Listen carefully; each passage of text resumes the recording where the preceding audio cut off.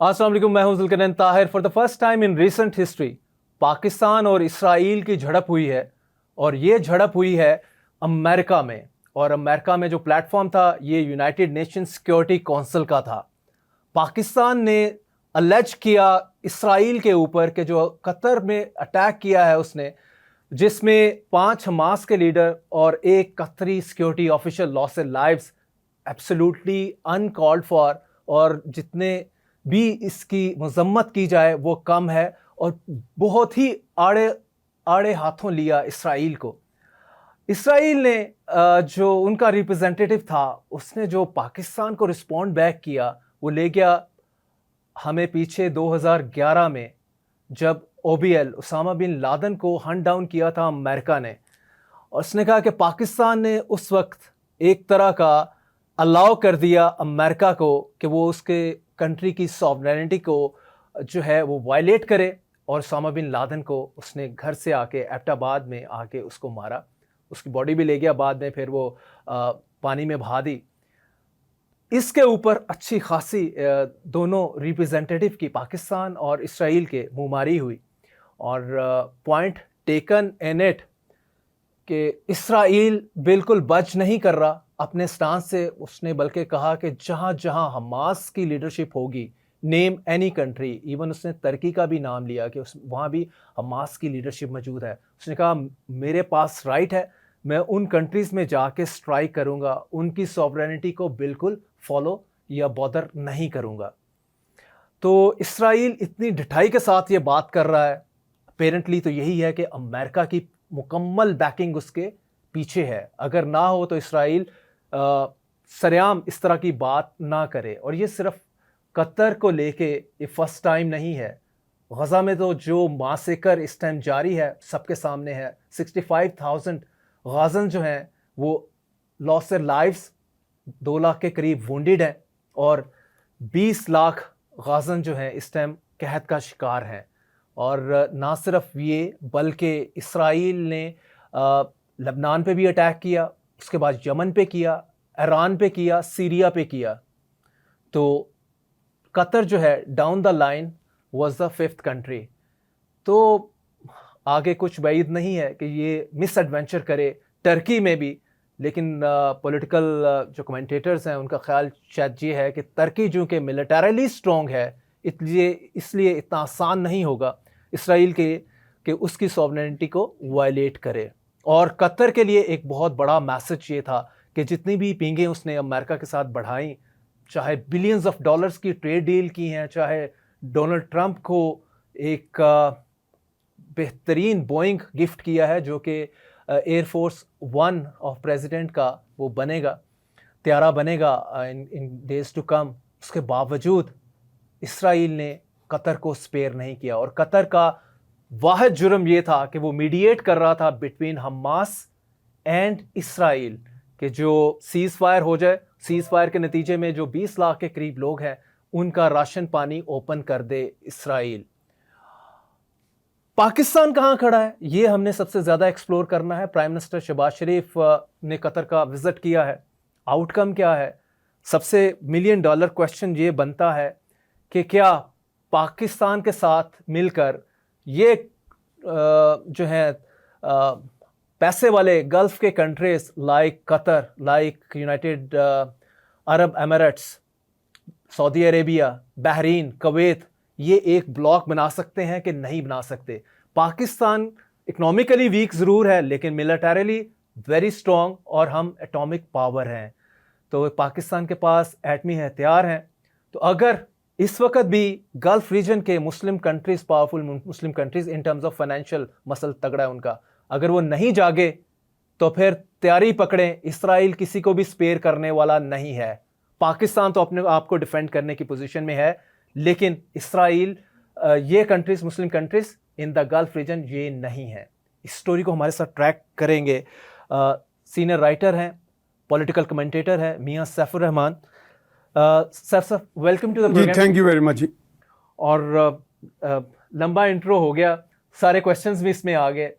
ये बताएं कि जो अभी झड़प हुई है ये भी पाकिस्तान ने अपना एक इन ए वे अपने आप को showing a man over there कि भाई हम इसराइल की आंख में आंख डालने की पोजीशन में हैं, और इसराइल को भी मतलब हमें जवाब देना पड़ा वहां पे। झड़प का मतलब यह है कि उसने भी हमें कुछ तगड़ा समझा है कि जी जोड़ पै सकता है। देखें, दुनिया के पास आपकी पूरी जो रैकी होती है कि कौन सी कंट्री कितनी पोजीशन में है, उसकी मिलिट्री स्ट्रेंथ। जैसे अभी आपने अपने इंट्रोडक्शन में कहा कि पाकिस्तान मिलिटरीली स्ट्रॉन्ग है, अगर फाइनेंशियली नहीं भी है तो मेरा दुनिया के तमाम ममालिक ख़ास तौर पे जो टेक्नोलॉजिकली एडवांस्ड हैं और अमेरिका सपोर्टेड हैं, लाइक इसराइल की टेक्नोलॉजी और मिलिट्री डिफेंस टेक्नोलॉजी तो दुनिया में मानी हुई है। So they have all the recce कि हमारे पास क्या स्ट्रेंथ है। सो अगर हमने अपनी स्ट्रेंथ की बेस पे, देखिए फॉरेन पॉलिसी का बहुत ज़्यादा इन्हिसार होता है आपकी इंटरनल स्ट्रेंथ पे, and particularly when we talk of internal strength, उसमें मिलिट्री स्ट्रेंथ जो है एक बहुत बड़ा एलिमेंट ऑफ नेशनल पावर है। ये बाकायदा आपको गेज करने के लिए आपकी स्ट्रेंथ को मुल्क जो है इस चीज़ को बाकायदा स्टडी करते हैं, ऑब्जर्व करते हैं। तो अगर पाकिस्तान इस वक्त ये डिप्लोमेटिक ऑफेंसिव ना करता, हमारा रिप्रेजेंटेटिव जो यकीनन हमारे फॉरेन ऑफिस, हमारा प्राइम मिनिस्टर ऑफिस, वहाँ पे मिल के ये बात बनती है, तो वहाँ पे जाके फिर हमारा रिप्रेजेंटेटिव उस बात को कन्वे करता है आगे एट द इंटरनेशनल फोरा। तो इस लिहाज से अच्छा हुआ कि पाकिस्तान ने अपनी बात इस अंदाज में की कि we are there, very much there, अगर हमारी ज़रूरत पड़ी तो हम आएंगे। वैसे भी इंटरनेशनल लॉ जो है वो रोकता नहीं है ममालिक को आपस में डिफेंस पैक्ट्स करने से। और आपको शायद इल्म भी होगा, हमारा सऊदी अरब के साथ एक defence pact may be silent हो, लेकिन देयर इज़ अ कोवेनेंट जो मैंने सुना है कि जिसमें अगर खुदा न खास्ता हम मुसलमानों के लिए तो होली श्राइन्स जो हैं वो तो the holiest places on earth हैं, तो अगर उन पे कोई गुजांद आती है या गुजांद आने का अंदेशा, तो पाकिस्तान ने वो राइट लिया हुआ अपने तौर पर या डिक्लेयर किया हुआ है कि we will come to defend the holy shrines. अगर ऐसी सूरत बनती है तो इस चीज़ को एक्सपेंड किया जा सकता है। इट्स अ गुड आइडिया, जैसे आपने अभी फ्लोट किया, बात की, और ये कहीं कहीं सर्कल में फ्लोट हो भी रहा है। सही ना how they go about it, ये भी देखना है ना कि अंदर तो उनके ऐसे मोल्स आके बैठे हैं जो कहते हैं यह काम ना करना जी, मारे जाओगे, पाकिस्तान भी मरवाओगे तो उन्होंने भी मरवाओगे तो आप भी मरोगे। एक बड़ा वीक पॉइंट जो हमारा माजी में रहा है ओबीएल को लेके, उसामा बिन लादेन को लेके, जो सॉवरेनिटी अमेरिका ने वायलेट की, उसके बाद हम अमेरिका को चैलेंज नहीं कर पाए। यही बेसिक क्वेश्चन था उसका भी, इसराइली रिप्रेजेंटेटिव का, कि पाकिस्तान ने उस वक्त तो उसको चैलेंज नहीं किया। अगर हमने सॉवरेनिटी आज कतर की कर रही तो पाकिस्तान क्यों क्वेश्चन कर रहा है? नहीं, यकीनन वो तो हमारा एक बहुत, मैं समझता हूँ, सॉफ्ट अंडर बैली थी वैसे वो। इस चीज़ को तो वो लोग एक्सपोज करेंगे, एक्सप्लॉयट करेंगे कि जी आप माजी में अपनी सॉवरेनिटी ब्रीच कराते रहे हैं, लेकिन वो सॉवरेनिटी ब्रीच मेरा ख्याल है कि it is a bad precedent on the part of our people at the helm उस वक्त जो भी था। क्योंकि देखें, मुल्क किसी में कोई टेररिस्ट बैठा हो, किसी ब्रांड का बैठा हो, वो तो ठीक है, अमेरिका ने तो एक लॉ भी बनाया हो ना जी, ऑथराइजेशन ऑफ डिफेंस, जो उन्होंने एक बनाया उसका पूरा नॉमेनक्लेचर मुझे इस वक्त हज़बर नहीं है, जिससे मुराद है कि जी हम जिसको डेजिग्नेट कर दें इंटरनेशनल टेररिस्ट, लाइक जैसे अब उन्होंने मजीद ब्रिगेड को भी कर दिया और भी, तो we can proceed against them wherever they are placed, जिस कंट्री में भी बैठे हों। वो तो अमेरिका के आपने चौधराहट को तो तस्लीम किया हुआ है ना दुनिया में। अब ये तो नहीं कि अब वो डगर वो रविश इसराइल भी इख्तियार कर ले, कल को हम भी इख्तियार कर लें, कल को हम चीन के प्रॉक्सी बन के हम जाके मारे। साहब, इसराइल उसका बच्चा भी तो कंसिडर होता है, बगल बच्चा है जी। इसराइल तो is a baby of America. और इसमें तो वो एक डुप्लिसिटी की वो पॉलिसी है जो शो कर रहे हैं कि जी it was a decision of Netanyahu, जैसे ट्रंप कह रहे हैं, लेकिन सारी दुनिया जानती है कि कैसे किन का वो सपोर्टेड है, किन के कहाँ से हथियार आते हैं, कहाँ से वो उनको स्ट्रेंथ मिलती है अपनी। तो ये इस बात में तो कोई दो राय है ही नहीं है। देखिए, कतर के अटैक के बाद पूरे गल्फ रीजन में जो मुस्लिम कंट्रीज हैं उनमें एक अवेकनिंग आई है। अवेकनिंग आनी चाहिए, वैसे आ जाए तो अच्छी बात है, लेकिन दे गॉट पैनिक ना, वो पैनिक हो गए ज़्यादा कि इसराइल तो हम वल्नरेबल हैं, इसराइल किसी टाइम भी हमारे साथ कुछ भी कर ले, अमेरिका हमें एटलीस्ट नहीं बचाने आएगा। तो ये एक बहुत बड़ी वेकअप कॉल नहीं है इन सब कंट्रीज के लिए? सऊदी अरेबिया, अगर हमने इस reality has dawned upon us, तो मैं समझता हूँ इससे बड़ी कोई नेमत नहीं है हमारे लिए, मुस्लिम वर्ल्ड के लिए, पर्टिकुलरली अरब वर्ल्ड के लिए। क्योंकि अरब वर्ल्ड जो थी ज़रूरत से ज़्यादा एक कंप्लेसेंसी का शिकार थी।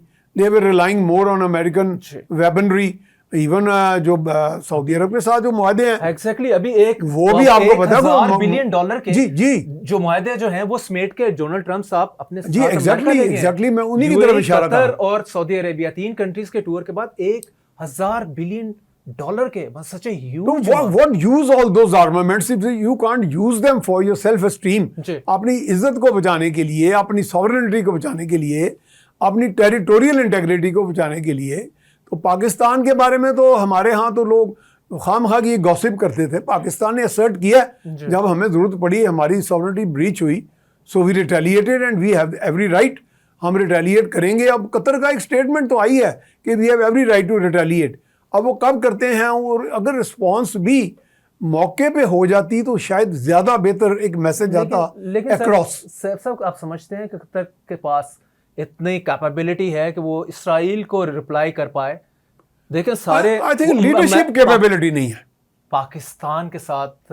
ये countries, Muslim countries of the Gulf region, middle east, ये अगर ब्लॉक बना लें, लेकिन ब्लॉक में जो सबसे इंटरेस्टिंग चीज़ ये है, पाकिस्तान को पैसा दें, पाकिस्तान को तो पैसा ही चाहिए, पाकिस्तान इनकी सिक्योरिटी इंश्योर कर देगा, इसराइल फड़केगा नहीं करीब में इनके, अगर ये वाकई जो है डॉलर्स के मुंह खोल दें पाकिस्तान के लिए।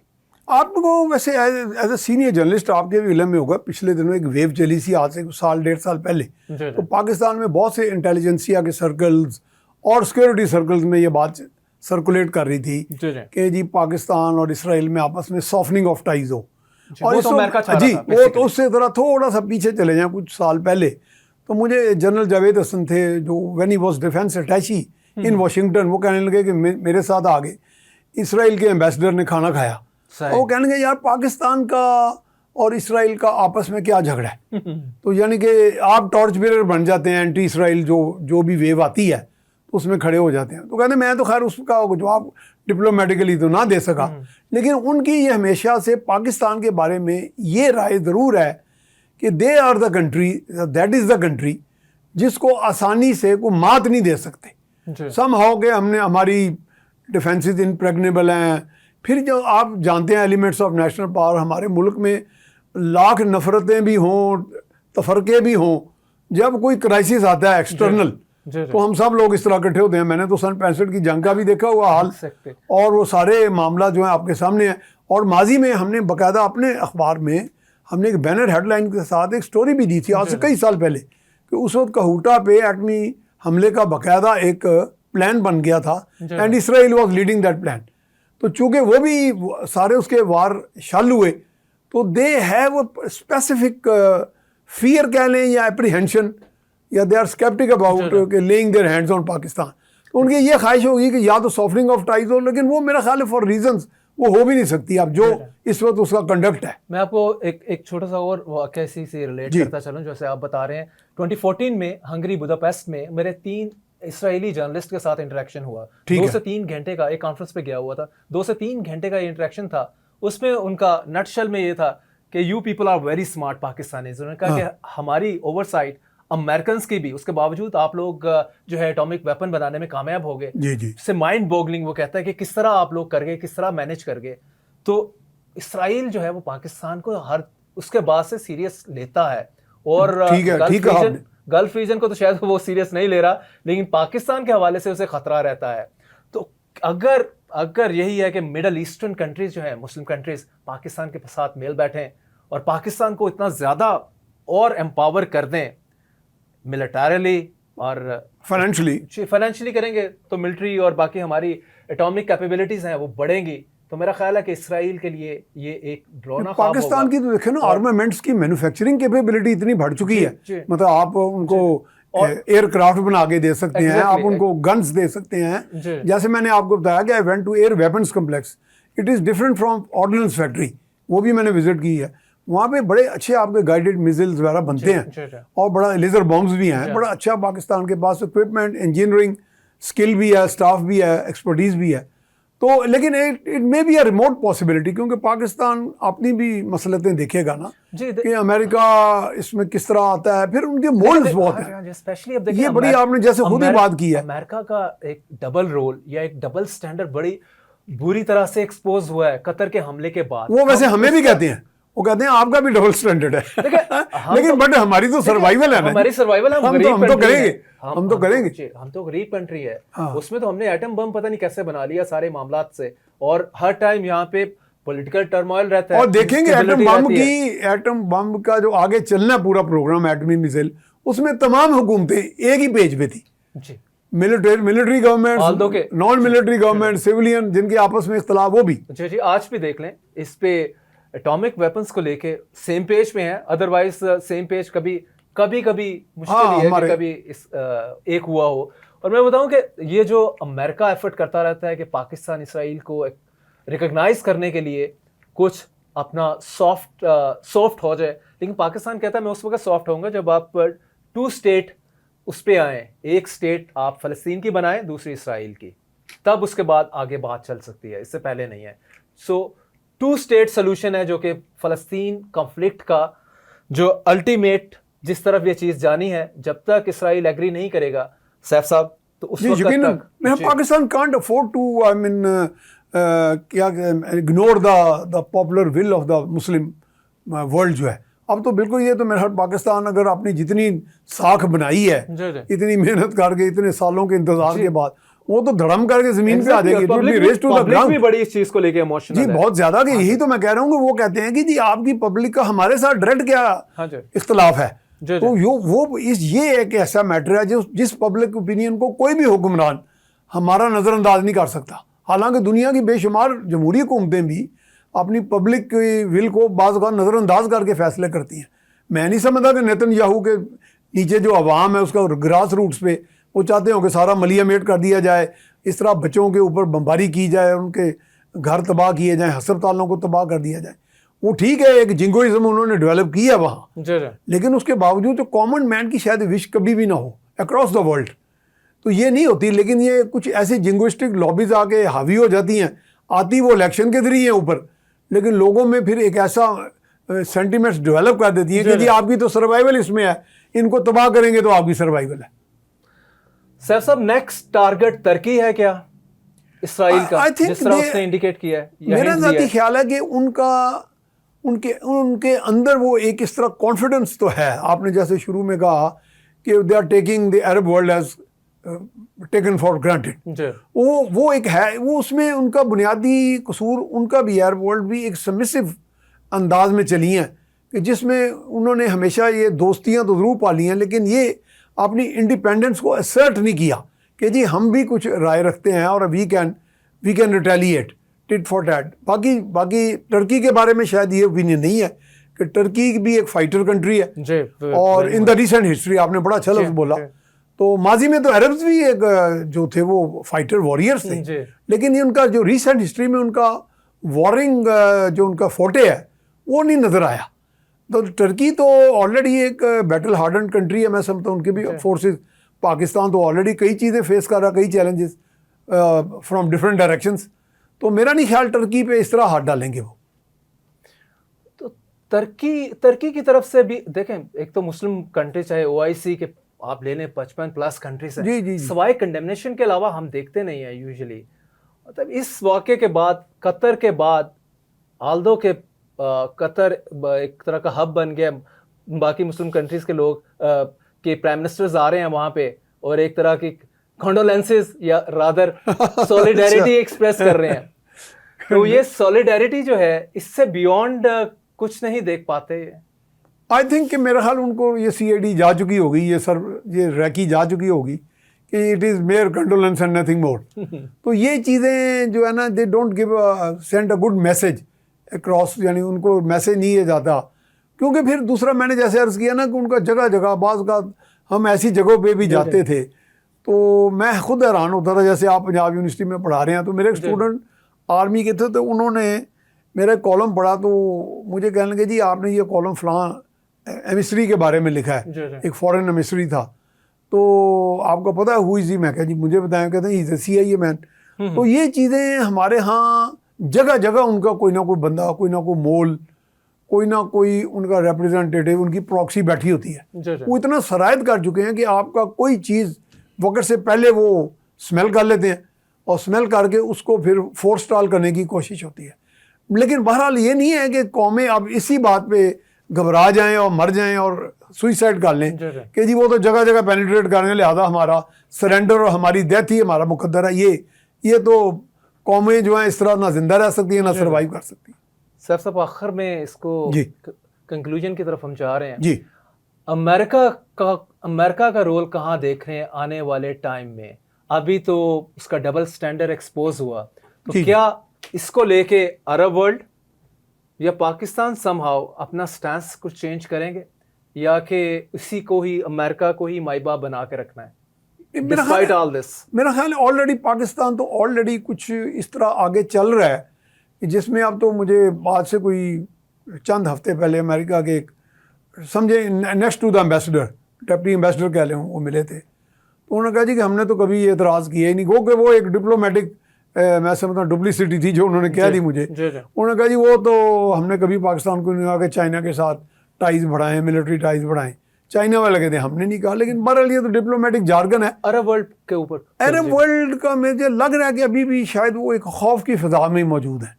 हाँ, पाकिस्तान से वो किस हद तक, लेकिन यह कि म्यूचुअली अमेरिका के साथ उनका जो अमेरिका के साथ भी मेरा ख्याल है I think they are not going to review their ties so early, they have to assert, क्योंकि वो एक आदत पड़ी है ना जी एक मुद्दत से उनके ऊपर डिपेंड करने की। और बहुत से के तो पैसा भी बिलियंस ऑफ डॉलर्स अमेरिका में पार्क्ड है, ऑलरेडी पार्क्ड है। वो सबसे खौफनाक पहलू तो ये है, अमेरिका ने कहना चलो दौड़ जाओ मैं नहीं देता, तो क्या कर लेंगे वो, तो अभी इसराइल नहीं उनसे काबू आ रहा तो अमेरिका कहाँ आएगा।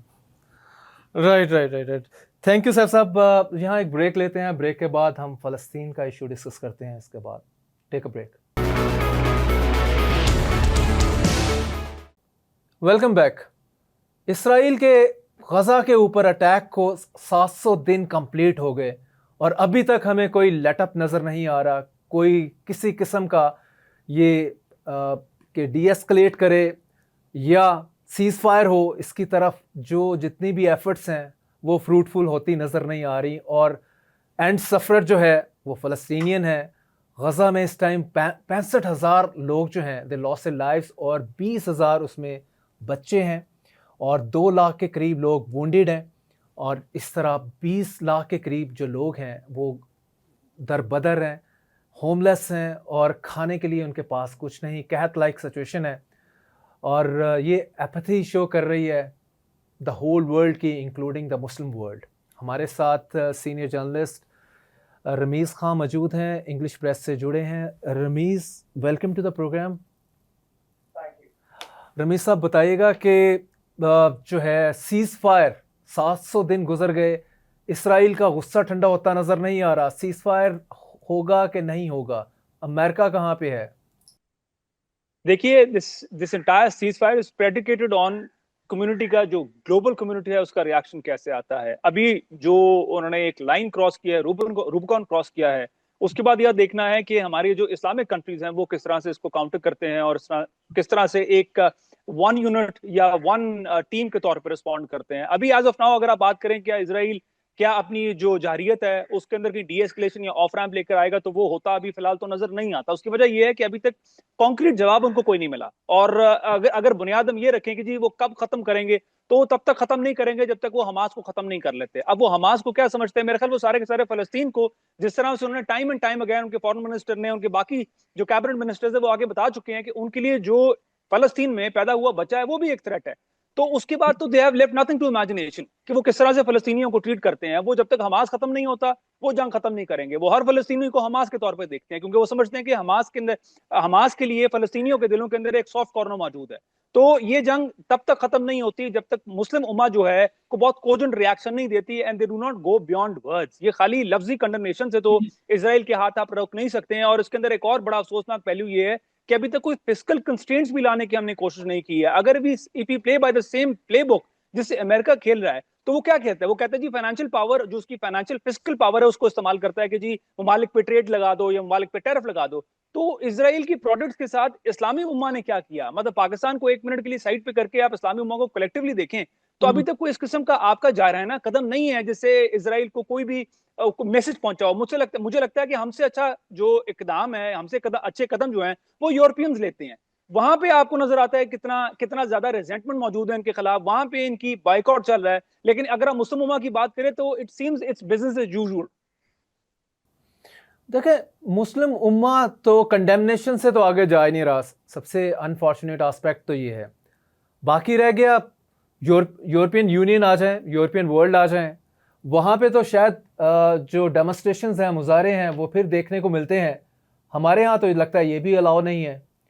तो सारी सूरत हाल में इसराइल के ऊपर किसी किस्म का कोई प्रेशर नहीं पड़ पा रहा, डिस्पाइट द फैक्ट कि फ्रांस वो भी कंडेम कर रहा है, यूके भी कंडेम कर रहा है,